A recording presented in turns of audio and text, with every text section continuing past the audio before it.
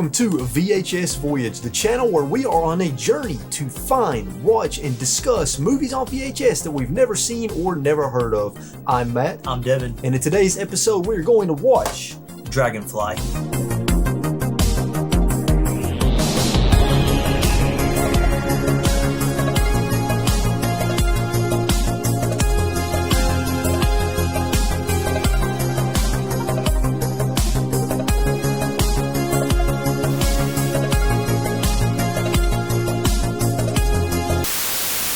Welcome to VHS Voyage. Today's episode, we are going to talk about the 2002 supernatural thriller Dragonfly, starring Kevin Costner. Devin, before we get into discussing the movie, hit us with some facts and information. Starting with director as usual. When I first saw these movies, I was like, oh, okay. This director is Tom Shadyac. He directed tons of classic 90s comedies. Really? Ace Ventura, Pet Detective. Oh, that's one of my favorites. Just the first one, not the second. Okay, just the first one. Nutty Professor. Okay. Liar Liar, Patch Adams, Bruce, and Evan Almighty. Okay. I just thought that was funny because this is going very far away from all of those movies for sure. Definitely out of his element. For sure. And hasn't really done a lot lately, so that's about it. I'm not even going to say any of the writers' names because the story was written by 2 different people and the movie was written by 3 different people. The screenplay. Really? I think this movie went through a lot of writers, and I could feel that at times. Yeah, for sure.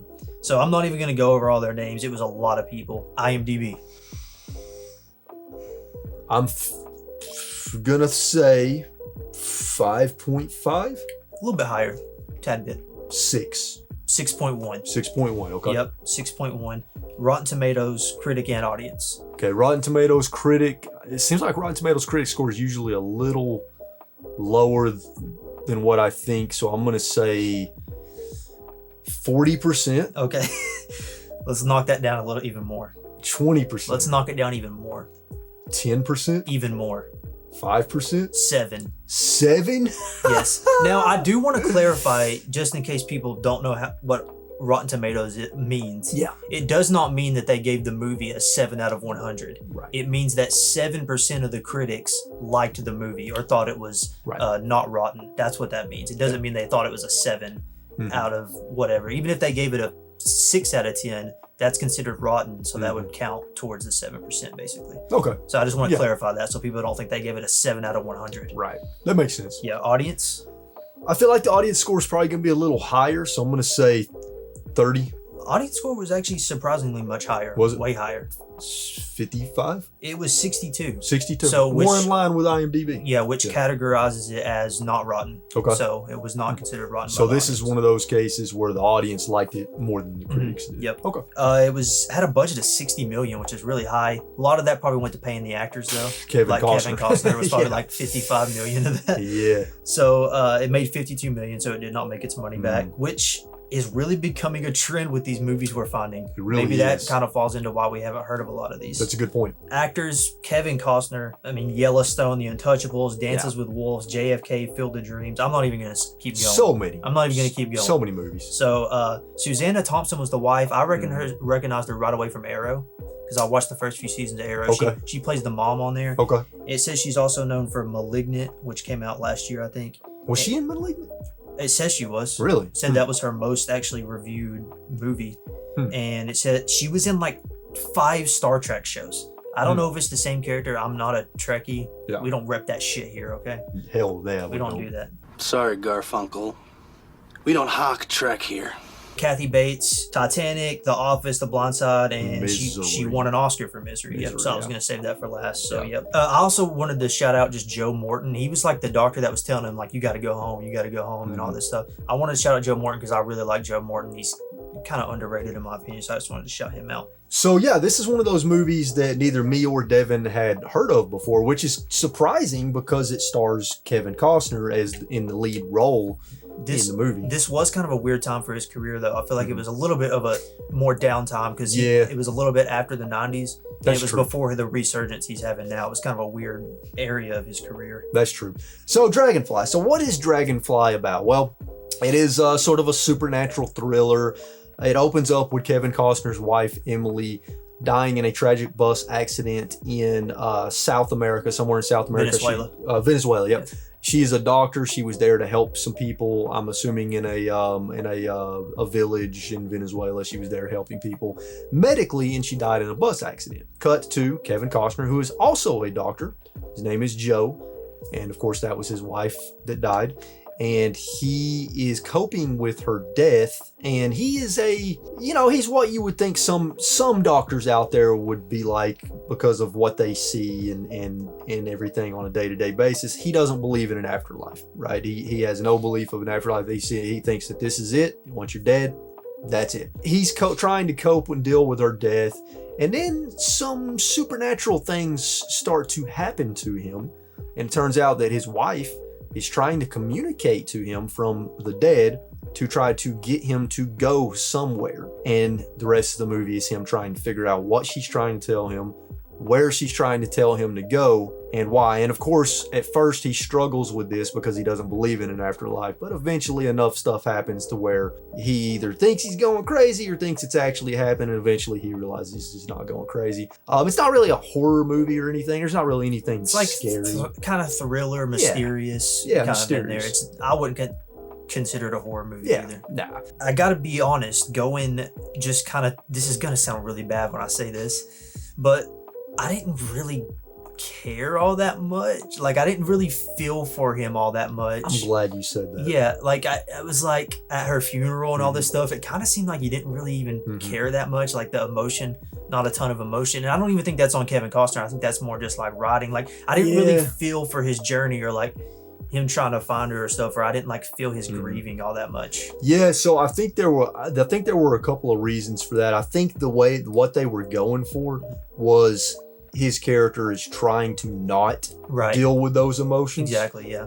But it just didn't really come across right. And also the fact that his wife dies within like the first few minutes of the movie, you end up not caring. Like 30 seconds. It's like 30 seconds into the movie. So you have no connection to her character at all. Yeah. None. So it doesn't impact or mean much. So yeah, I totally agree with you on that. Some of the supernatural elements in the movie mainly center around some children that are in the hospital, more particularly one that has cancer named Jeffrey.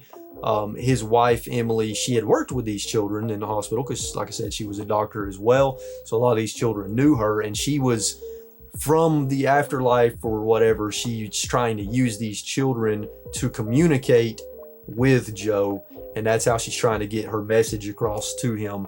Jeffrey flatlines a lot and almost dies a lot, so he has a lot of near-death experiences, and that's where Jeffrey kind of sees Emily and gets his messaging from her. But it's weird because it's like, and I get it, they got to maintain the mystery, but I'm just sitting here like, okay, if she can communicate with these kids somehow from the dead, why can't she just be like, hey, go here and get this thing, and just tell them exactly what she needs to tell them. Well, there was even a point where the kid was like, I can tell you, but then they never go back to the kid at all. Right.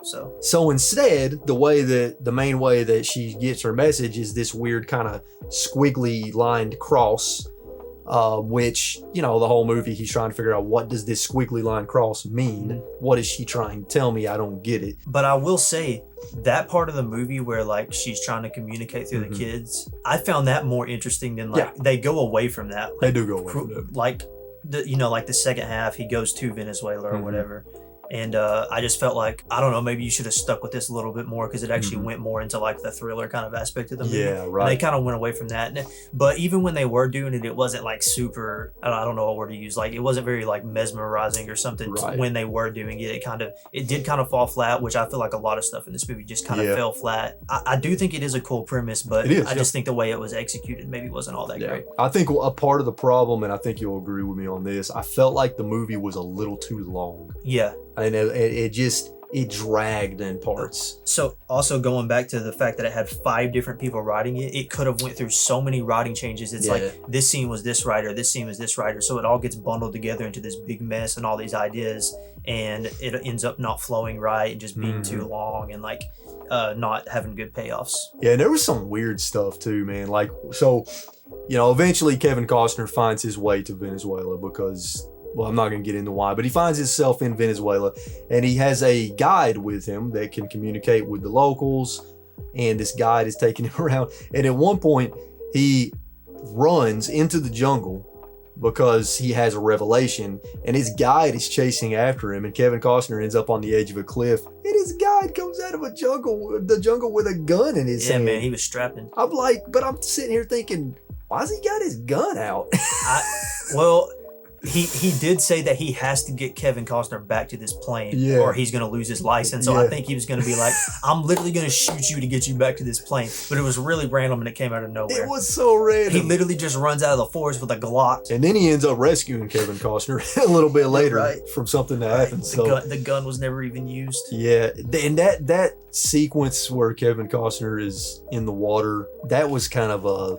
It doesn't make any sense at all. It was like, again, going back to like, I feel like one of the writers was like, let's do this. And they were like, it was like, okay. The payoff of the whole afterlife consciousness thing is just was not hit well in this movie. No. And they did that with a lot of movies during this time period. Like there was like a movie with Michael Keaton where he's like communicating with his dead wife. Yeah. Or movies like Butterfly Effect that are like exploring like consciousness and afterlife and stuff like that. This definitely doesn't hit the same as those movies do. No. I feel like Dragonfly would have benefited more from, first off, the length cut just a little bit, maybe an hour and a half instead of an hour and 45 minutes, maybe trim off about 15 minutes. Yeah. And I think it would have benefited more if it doubled down on the supernatural element. I agree. I don't think it went into that enough. I think it went away from it. Yeah. It was just too sprinkled in, and it didn't really feel like it had a good what's the word I'm looking for, where it start, like in a horror movie, you start off with little bits of horror sprinkled in, and then it just escalates more and more and more and more. But in this one it's the opposite. It's kind of it goes away from that slowly throughout the movie. It just takes away from some of the excitement. Now, it's not a terrible movie. I would say it's kind of I would say it's average to below average. Yeah, it's okay. Yeah, I mean, it's watchable. I mean, it's got Kevin Costner in it. He's a good he's a good actor. Cinematography, anything jump out to you there? Not really. I did kind of like the dark tone of the movie at first. Well, yeah. It was kind of like blue, a lot of blue and stuff. But again, they go away from that completely. They do. As the movie goes along, the kind of tone and like supernatural of the movie decreases as it goes along. Yeah. Do you have any final thoughts you want to say about Dragonfly? It's just kind of, like I said before, it's a cool premise that just kind of falls flat for me. Yeah. Like I said, I think that just has to do with a lot of the writing. And it's just kind of dull and it drags a little bit. Lots of filler. Like you said, it could have been shorter. So again, like a lot of movies, cool idea that just didn't hit the point in my opinion. Yep. I'm totally with you on all that. Totally agree. It's definitely not a movie I'm ever going to watch again. So you know what that means. Is it a keep it or is it a give it away? Well, our rule is if both of us are not going to watch it again, it's definitely not a keep it. So we will be giving Dragonfly away to one of you. And if you want to find out how to enter that giveaway, go to the Instagram page, VHS.Voyage. You will see a giveaway post for Dragonfly with information on how you can enter and win. So if you want to watch this though, where can we find it? So there's a lot of movies like this. I don't know what causes this. This movie is region restricted. There's a lot of movies like this. I don't know why. So you can't watch it in the US, but if you have a VPN or if you're in another country, you can watch this, but you can buy a DVD and it is on Blu-ray and VHS. So you can definitely get this movie for cheap if you want to watch it. That's it for today's episode of VHS Voyage on Dragonfly. I'm Matt. I'm Devin. We'll catch you in the next one.